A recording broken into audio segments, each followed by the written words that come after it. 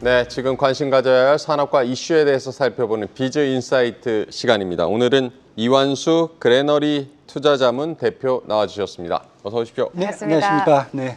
네, 본격적인 토크 전에 브리핑 먼저 듣고 오도록 하겠습니다. 권미정 캐스터가 준비하고 있습니다. 네, 시장의 외면을 받으며 고질적으로 저평가됐던 지주사들이 대선 국면을 맞아서 반등의 중심에 섰습니다. 여야 누가 되더라도 상승 모멘텀이 있다는 기대 속에 급등하고 있는 지주사. 과연 한 달 동안 얼마나 올랐을까요?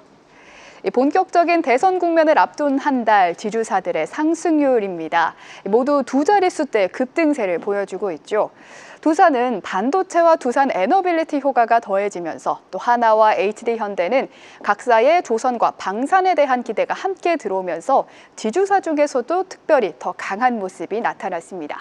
각각 60%, 56% 그리고 41%나 강하게 상승을 해줬는데요.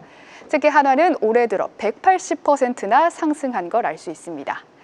코스피가 지난 한 달간 5.5% 상승한 것과 비교하면 지주사들이 시장을 상당히 많이 아웃퍼폼한 걸 알 수 있는데요. 이렇게 많이 오를 수 있었는데 그동안 한국 지주사의 주가가 저평가됐던 원인은 무엇이었을까요? 가장 근본적인 원인으로는 역시 중복 상장이 꼽히고 있습니다. 알맹이가 다 빠져나간 지주사는 그만한 매력이 많이 떨어지죠. 그룹 차원에서도 승계를 위해 지주사의 주식을 상속하는 과정에서 지주사의 주가가 오르면 상속에 대한 상속세 부담이 높아지는 만큼 지주사 주가 부양의 소극적인 모습이었는데요. 또 지주사에 대한 지배력을 높이기 위해서 자사주를 모으긴 해도 쉽게 소각하지 않는 형태도 지주사의 가치를 억누르고 있던 요인이었습니다. 하지만 이번 6.3 대선 국면에서는 여야 대선 후보들이 나란히 상법과 자본시장법 개정을 언급하면서 지배구조 개선 그리고 지주사들의 주주환원 요구 의지를 강하게 드러냈습니다. 이재명 더불어민주당 대선 후보는 이사 충실 의무를 회사에서 주주로 확대하는 상법 개정을 요구했는데요.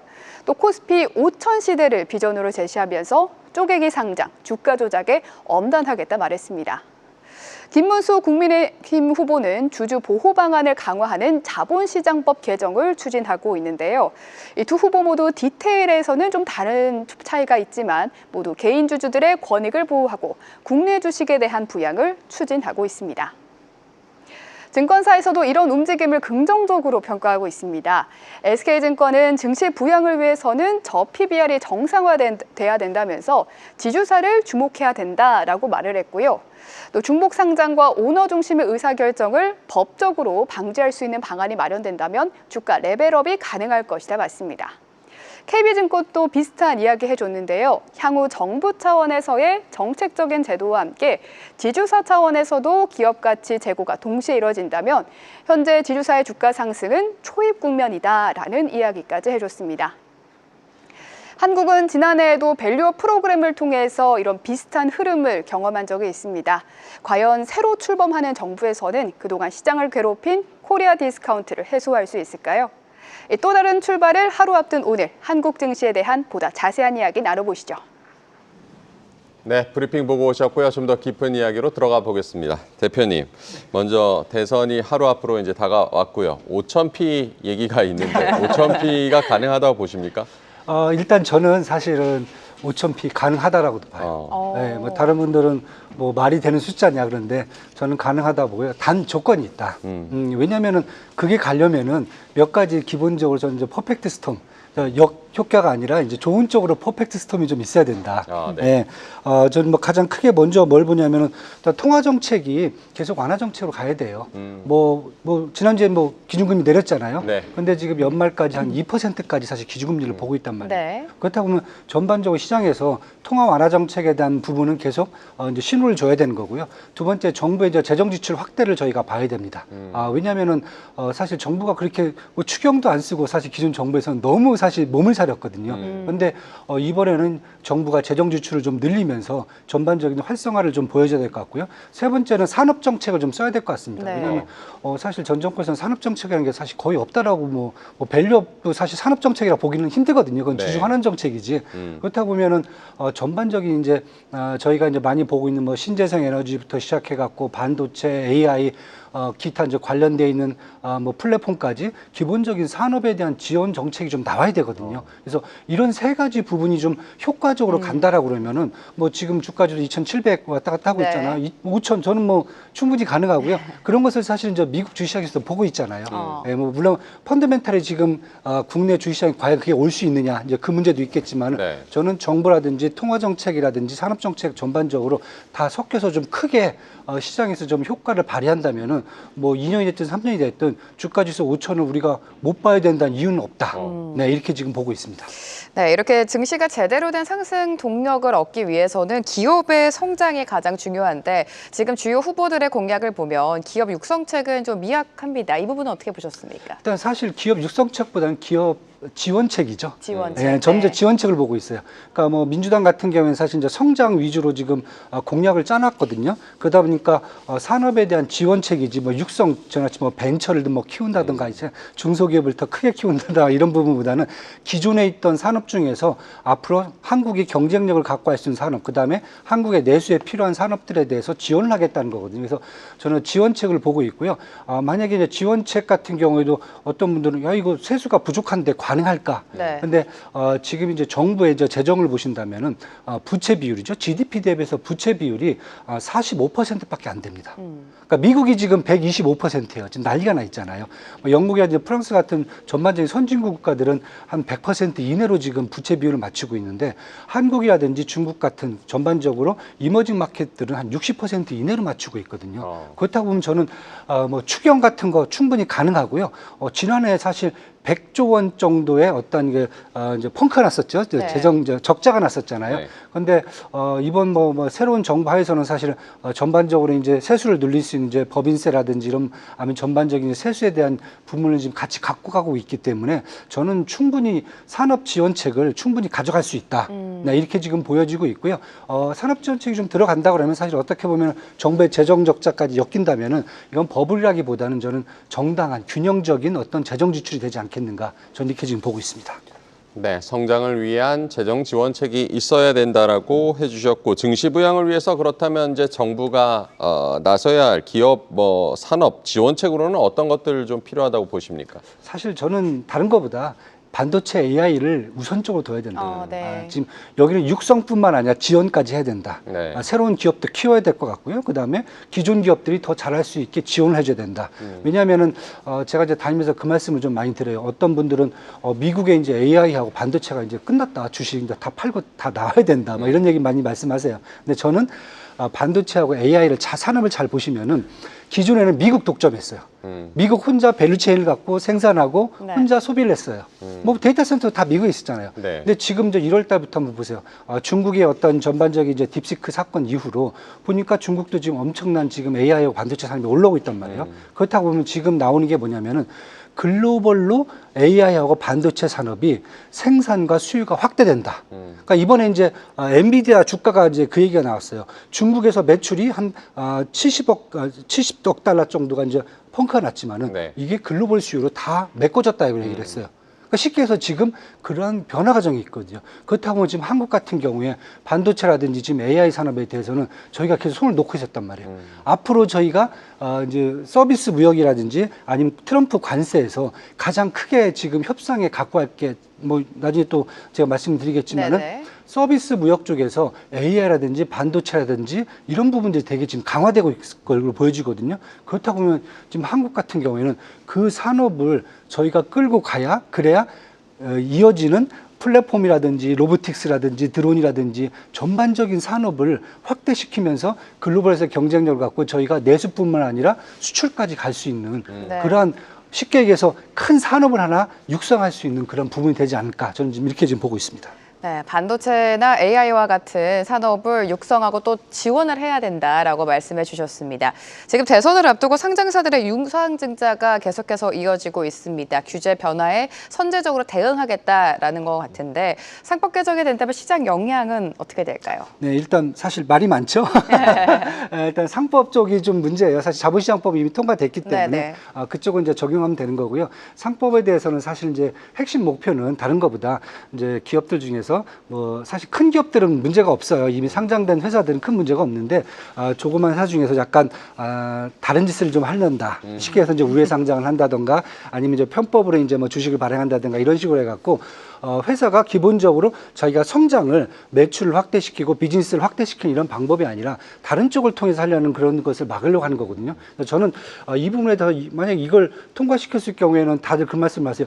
그러면은 조그만 중소기업들이 앞으로 성장을 하는데 문제가 되지 않겠는가? 저는 반대라고 생각해요. 왜냐하면 중소기업들이 엄한 짓 하지 말자. 쉽게 말씀드려요. 네네. 엄한 짓 하지 말고 매출 늘리고 자기 비즈니스하고 기술 개발하고 할 수 있도록 사실은 푸시를 하는 방법이라고 저는 보여지거든요. 그래서 저는 이 부분에 대해서는 자본 조달 등의 제약이 있다. 사실 자본 조달은 회사가 기술 개발하고 잘만 하면은 그냥 쉽게 자본 조달 됩니다. 제가 뭐 금융계에 한 20, 30년 있어 봤지만은 자본 조달은 편하게 하면 돼요. 근데 편법 조달은 뭐냐면 회사가 안 되고 했을 때 편법 조달이거든요. 그럴 때 사실은 투자가분들이 그런 부분 잘못된 데이터 시장의 어떤 정보를 이제 잘못 보고 들어갔을 경우에 문제가 생기거든요. 그래서 저는 이번 부분은 뭐 이러한 어떻게 보면 중소기업들의 어떤 자본 조달 제약이라든지 성장에 문제가 있다는 것보다는 사실 어떻게 보면 시장을 조금 더 투명하게 하고 해당 기업들을 조금 더 성장, 특히 이제 매출이라든지 기술 개발을 통해서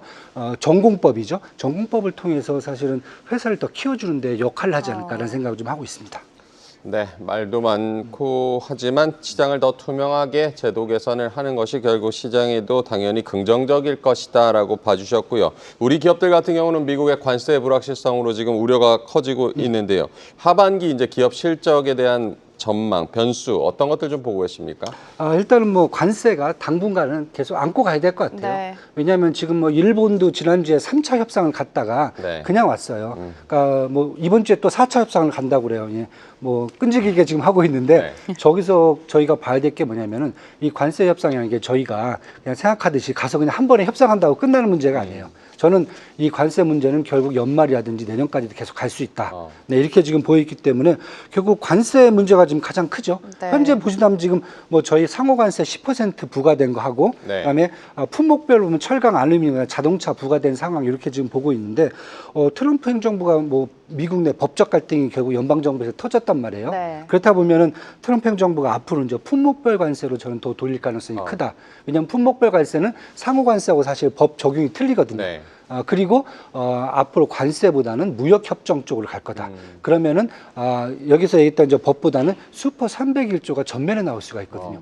그렇다고 보면은 저희는 이제 앞으로 이제 미국 행정부와의 이제 생각을 이제 되게 단순하게 하시는 것 같아요. 가서 그냥 우리가 그냥 군사비 조금 더 주면은 그냥 뭐 다 우리가 원하는 대로 해줄 수 있을 것 같다. 그렇게 생각하는데 지금 이제 새로 정부도 이제 그 생각은 안 하는 것 같아요. 이번에 관세 협상은 우리가 계속 한 1년, 2년 장기적으로 안고 가야 될 결국은 네. 장기적인 리스크고 대신에 그 리스크는 계속 민감도가 둔화되고 있다. 네, 이 부분을 안고 저희가 시장을 보셔야 될 것 같습니다. 네, 계속해서 장기적으로 끌고 갈 수밖에 없는 불확실성이다. 관세에 대해서 이렇게 진단해 주셨는데 지금 7월에 미국과의 협상을 앞두고 있습니다. 우리 정부가 보다 좀 꼼꼼한 대응책이 필요할 것 같은데 차기 정부는 어떤 카드를 준비해야 될 것 같습니까? 일단은 뭐 시장에서 원하는 것은 가서 뭐 이렇게 전반적으로는 한번 패키지들을 원하는 것 같아요. 뭐 원전도 좀 받아오고 네네네. 조선도 좀 받아오고. 그런데 제가 아까도 일본 말씀을 드렸잖아요. 유럽도 말씀드리고 중국도 계속 보면은 사실 그 패키지들은 소용이 없을 것 같아요. 이미 안 먹히고 있잖아요. 네. 그런데 그걸 제가 굳이 시장에서 좀 할 필요는 없을 것 같고요. 저는 이제 반대로 그동안 한국 수출품들 있잖아요. 미국에 대한 수출품들이 자동차라든지 반도체, 컴퓨터, 석유 제품, 배터리 이것들은 사실 미국 내 인플레이션 둔화에 되게 크게 기여했던 상품들이거든요. 그래서 저는 그런 쪽을 계속 얘기를 해야 된다. 우리가 값싸게 들어가야 그쪽에 인플레이션이라든지 이런 부분들 특히 미국 내 전반적인 산업을 해치지 않고 우리가 간다는 부분들을 좀 명시를 해줘야 될 것 같고요. 그다음에 두 번째는 반대로 지금 미국이 한국 수출품에 대해서는 기계류라든지 IT 기기, 그다음에 에너지, 석유화학, 항공, 그다음에 자동차 부품 관련 부분들이기 때문에 이 부분에 대해서 특히 일괄 협상을 통해서 저희가 조금 더 수입을 많이 해주는 이런 부분도 있고요. 마지막에는 저는 이제 이게 좀 중요하다고 보는데 서비스 무역에 대해서 조금 더 우리가 양보를 해야 되지 않겠는가. 왜냐하면 지금 EU하고 중국하고 협상이 안 되고 있어요. 가장 큰 이유가 다들 뭐 관세율 때문에 이러는 거 아닌가, 아니면 뭐 자존심 내셔서 이런 거 얘기를 하는데, 사실은 EU하고 중국이 지금 붙잡고 있는 카드 중에 하나가 서비스 무역이에요. 서비스, 지금 이 관세율은 다 공산품이거든요. 서비스 무역은 뭐 저희가 아시는 이제 금융이라든지 아니면 AI 제품이라든지 아니면 SNS라든지 다 이런 제품들이란 말이에요. 근데 이런 제품들이 사실까지 여태까지 관세라는 개념이 없었거든요. 네. 근데 EU하고 중국이 지금 여기에 대해서 관세 얘기를 하고 있습니다. 그렇게 되면은 이미 EU 같은 경우에는 메타라든지 구글이라든지 마이크로소프트에서 벌금을 지금 부과하고 있단 말이에요. 근데 이 벌금이 앞으로 이제 관세로 간다는 거죠. 이거에 대해서 지금 트럼프 행정부가 되게 지금 뭐랄까 불평을 지금 갖기 시작했고, 네. 이 부분이 지금 되게 협상에서 걸림돌이 되고 있거든요. 그렇다고 보면 저는 한국도 똑같이 지금 저희가 구글이라든지 마이크로소프트 이런 쓰는 비중들 있잖아요. 그런 부분에 대해서 특히 뭐 오픈 AI 같은 경우는 뭐 우리 카카오와 어떤 협력도 들어오잖아요. 이런 부분들에 대해서 서비스 무역에 대해서 아마 우리가 기본적인 어느 정도의 패키지 딜을 갖고 와야 되지 않겠는가. 그래서 저는 굳이 다른 걸 갖고 뭐 패키지를 하는 것보다 그 관세라든지 무역 내에서 협상을 할 수 있는 그런 부분들을 저희가 갖고 가는 게 더 유리하지 않겠는가, 이렇게 지금 보여주고 있습니다. 네, 결국에는 비관세 장벽도 참 풀기 어려운 숙제라는 저 관세 협상이 어떻게 흘러갈지를 앞으로 지켜봐야겠고요. 계속해서 이제 섹터별 영향에 대해서 좀 진단을 해보겠는데, 대선 이후에 이제 증시 부양에 대한 기대감으로 지주사에 대한 지금 지주사들 흐름이 최근에 좋은데, 지주사 흐름들 앞으로 어떻게 전망하고 계십니까? 뭐 사실 밸류업 얘기예요. 다시 또 밸류업이 다시 또 네. 돌아왔어요. 근데 돌아왔는데 잘 보시면 지난해 밸류업 시작했다가 사실 흐지부지 됐어요. 그 뭐 저는 가장 큰 이유에 대해서 외국의 사례를 보면은 밸류업의 어떤 그건 이제 밸류 주식이고, 첫 번째가 밸류니까 나중에 밸류 주식이 되고, 네. 두 번째는 내수주들이에요. 그러니까 미국 같은 경우는 주로 밸류업들이 보면은 주식들 보면 정유주라든지 금융주라든지 소비재라든지 이런 쪽이란 말이에요. 그런데 한국 같은 경우에는 지주사로 갖고 왔거든요. 근데 우리나라 지주사 SK, LG, 뭐 삼성이라든지 두산 다 보세요. 하나 같은 거 보시면은 이쪽은 밸류가 아니라 다 성장주들이에요. 수출주들이에요. 내수주가 아닙니다. 우리 국내 내수주는 S올 같은 정유주하고 금융주밖에 없어요. 그것 빼고 뭐가 있겠습니까? 농심 같은 이런 이제 소비재 네네. 쪽. 근데 사실 그쪽은 약간 먹힌 듯 했어요. 근데 지주사들은 당연히 배당금을 높여야 된다는 부담금이 크고요. 뭐 수출주인데 이게 성장주인데 어떻게 배당금을 높입니까? 두 번째는 승계 작업 얘기를 했는데, 이미 뭐 삼성 전자 이제 승계 작업을 보셨잖아요. 네. 그 부분 때문에 이제 문제가 됐는데, 저는 이제 이번에 다시 들어오는 것은 이제 다른 것보다는 맞춤형으로 가지 않겠는가, 밸류업이. 이미 이제 지금 뭐 이재명 대표라든지 김문수 대표라든지 다 양쪽에서 지금 얘기하는 부분을 보면은 밸류업 부분을 그냥 기존같이 똑같이 일괄적으로 정부 주도가 아니라, 네. 저는 뭐 상법 개정이라든지 기타 등등을 통해서 맞춤형으로 가지 않겠는가. 그렇다고 보면은 사실 이제 그동안 저희가 봤을 때 조금 문제가 됐던 부분들이 해소될 수 있다. 그렇다면 본연의 밸류업의 어떤 기본적인 이런 부분들을 찾아가지 않겠는가. 예, 그런 측면에서 뭐 다른 것보다 지금 상승 문제가 또 세게 나왔잖아요, 벌써요. 네네. 예, 그렇다고 보면은 지금 SK, 뭐 한화, 두산 이런 쪽도 똑같은 부분에서 생각을 한다 보면은, 저는 이제 밸류업 쪽은 맞춤형으로 가기 때문에 각 회사별로 그 밸류업 맞춤에 맞춰지는 게 있다라고 그러면은 더 추가적으로 할 수 있는 여지는 충분하다. 네, 이렇게 지금 보여주고 있습니다. 네, 사실 지주사뿐만이 아니라 저평가 국면에 있는 섹터들이 굉장히 많습니다. 좀 해소될 가능성, 상승의 가능성을 보고 있는 업종 어디가 있습니까? 사실 뭐 코리아 디스카운트 얘기하면은 밑도 끝도 없어요. 맞아요. 저희가. 네네. 저는 이제 가장 크게 보는 게 지금 말씀하신 지역 구조 개선이 이제 구조가 이제 첫 번째 코리아 디스카운트의 문제였고요. 그건 이제 뭐 밸류업으로 이제 해결할 수도 있다 이렇게 보여지고요. 두 번째는 내수 확대가 안 돼요. 사실 한국은요. 그렇죠? 부동산 문제 때문에. 네네. 뭐 재산의 뭐 거의 70%가 다 부동산에 묶여 있는데 소비가 나올 수가 없죠. 가처분 소득이 안 나오죠. 세 번째가 국내 정치 불안이었고요. 네 번째가 한반도 주변 리스크거든요. 그래서 저는 이제 만약에 이제 코리아 디스카운트가 이번 기회에 해소가 좀 된다라고 했을 때 내수 확대 문제 있습니다. 그건 사실 좀 쉽진 않겠지만은 부동산 문제가 좀 해결이 돼야 돼요. 그래야 가처분 소득이 좀 올라가고 전반적인 내수가 올라올 수 있을 것 같고요. 세 번째, 국내 정치 불안이 있었거든요. 국내 정치 불안 같은 경우에는 지금 뭐 제가 봤을 때는 조금 이제 전반적으로 좀 시장이 네네. 제가 정치적으로 좀 완화된다 그러면 사실 내수 확대까지 이어질 수 있다고 저는 봐요. 두 개가 같이. 그래서 부동산 문제, 정치 문제가 내수 확대로 간다고 했을 경우에는 저는 에너지 밸류 체인을 먼저 보셔라. 왜냐하면은 내수 확대 소비가 늘면은 에너지가 늡니다. 왜냐하면 한국 잘 보시면은 지금 전력이 남아돕니다. 우리 겨울이라든지 여름에 에어컨 끄라는 얘기 안 하잖아요. 전력이 남습니다. 근데 전력 부족 현상 갈 수 있다. 에너지 밸류 체인.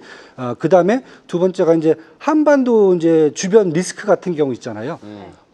사실 원화 강세로 갈 수가 있죠. 만약에 이게 그래서 지금 가장 저평가되는 데가 항공주입니다. 항공주. 네. 네. 유가하고 원화거든요. 항공주는. 원화 강세로 갔을 경우에 뭐 한국자력도 볼 수 있겠지만 그거보다는 저는 항공주 한번 보셔라.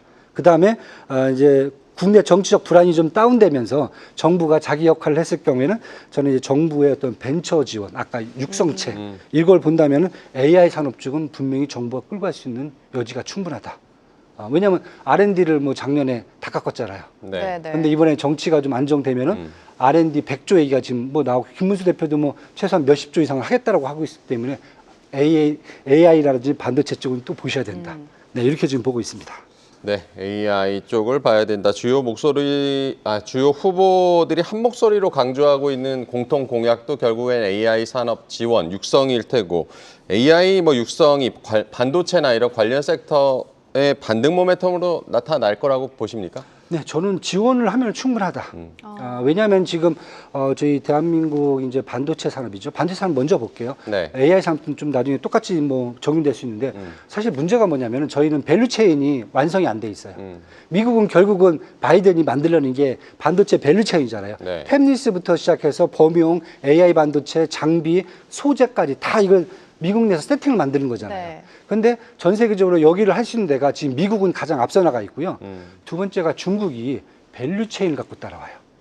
그러니까 저희는 삼성전자, SK 하이닉스 솔직히 말씀드릴게요. D램하고 HBM 빼고 그다음에 뭐 장비라든지 팹리스 이런 거 없어요, 거의.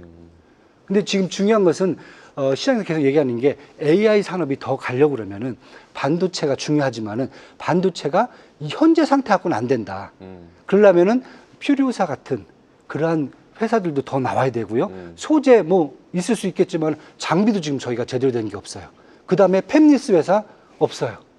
이런 부분에 대해서는 사실 계속 정부가 육성하고 지원해줘야 되는 그런 정책으로 와야 된다. 그래서 특정 부분만 발전이 아니냐 이렇게 지금 봐야 될 것 같고요. 그래서 저는 만약에 좀 이렇게 온다라고 그러면은 삼성전자, SK 하이닉스 솔직히 말씀하면 AI 반도체 더 만드셔야 돼요. GPU, CPU, NPU 가야 됩니다.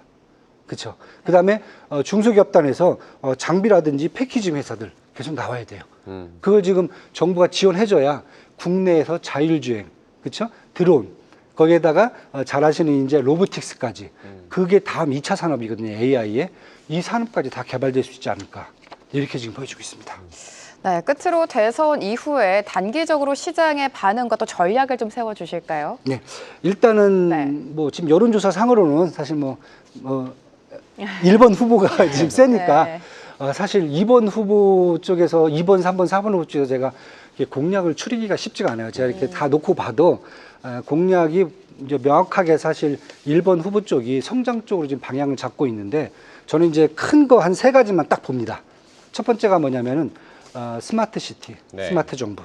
두 번째는 신재생 에너지. 네. 그 다음에 지금 세 번째가 지금 가장 많이 나오는 게 의료 산업의 개편 이렇게 보이거든요. 그래서 저는 스마트 시티는 AI하고 플랫폼, 뭐 네이버, 카카오 다 들어가겠죠. 네. 그 다음에 반도체까지 다 들어갑니다. 네.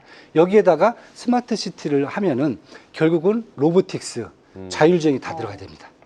이것은 하나의 어떻게 보면 신정부에서 가장 큰 지원책이 되겠다. 네. 결국 100조 원이 거기서 나온다고 저는 보여지고 있어요. 그다음에 두 번째는 신재생 에너지. 당연히 스마트 시티에는 신재생 에너지가 들어가고 있고요. 국내 원전보다는 신재생 에너지가 지금 맞다. 왜냐하면 이미 제가 말씀드렸듯이 전력이 조금 약간 남아 돌아요.